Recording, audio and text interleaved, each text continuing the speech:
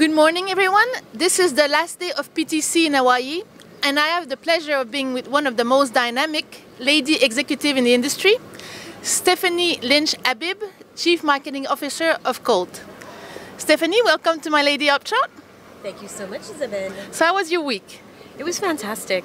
Actually, it's my first time at PTC. I come from more of a large enterprise background. I've been learning a whole lot at Colt in the last year, and it's a fantastic conference. Really, a concentration of a great executive level, so a good C-level touch point, and a combination of our partners, our clients, our ecosystem, both from a wholesale and to some extent an enterprise perspective from the OTT standpoint. So it's really been very valuable for me. And a lot of fun as well.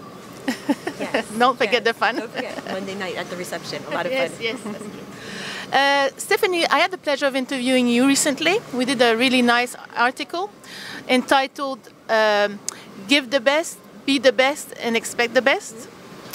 And through this article, we discussed your view of the customer excellence. And I think, and I know you've told me that it's at the center of Colt's roadmap and success. So maybe you can share with me your view of customer excellence and how you think you can deliver that in such a complex and volatile industry as we have now.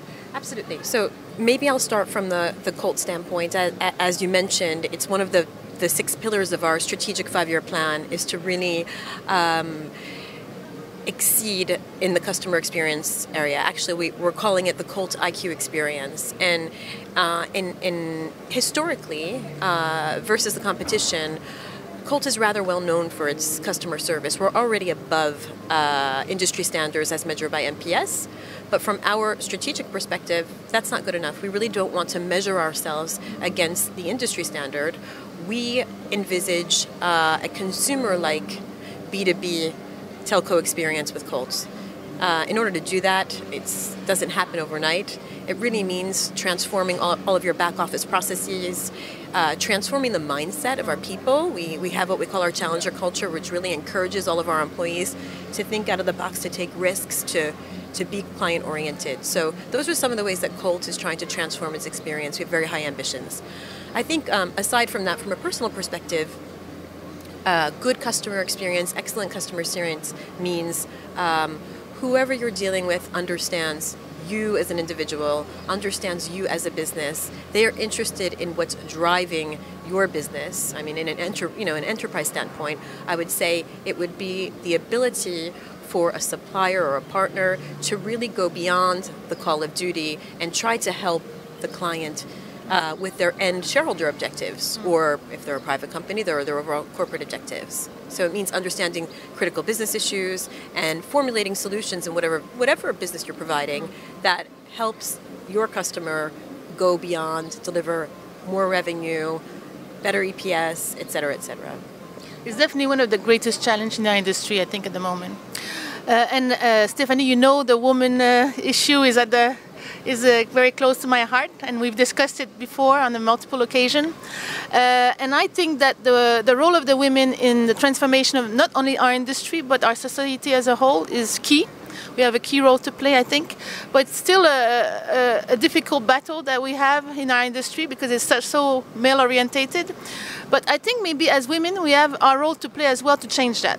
What do you think we can do to change that or to improve that? I think that we've done, if you look back 20 years and where we were as women in the industry 20 years ago, I think we're sort of night and day. So we've made great advances, but nevertheless, as you mentioned, we are far behind, we're far from equality. And I think that great strides have been made I mean, you, for example, right? I mean, you make it, your personal objective to seek out women to inspire other women. So, I mean, we need more of Isabelle, I think, to start with. Oh my God, that would be trouble. And that's one example. Other examples include, we've got quite a number of women groups that are forming more and more within companies. And I think making sustained efforts to connect those women's groups amongst companies is another way that we can. So, we've got Network 25 at Colt, so we've got a women's group at Colt. That becomes ever more powerful when you can start to connect the Cisco connected women's group, with the AT&T, women in AT&T groups. And imagine, we can scale, I think, our efforts by thinking about one another in this environment. And I think a third thing which is really important when you're talking about promoting women in the industry is really not to isolate the very, very good men that are out there. I think women's groups need to have men members, men sponsors, because ultimately to help equalize or bring parity to our industry, to every industry, you need those good men by your side. I agree. I think men have to be part of the equation. Absolutely. It's never going to happen otherwise. Absolutely. Well, Stephanie, it's a great pleasure. And yes, and I hope we can do this again soon. Let's make sure we do. Thank you so much. And I know you're a busy woman, so thank you for taking time out of your schedule. De rien. Thank you so much.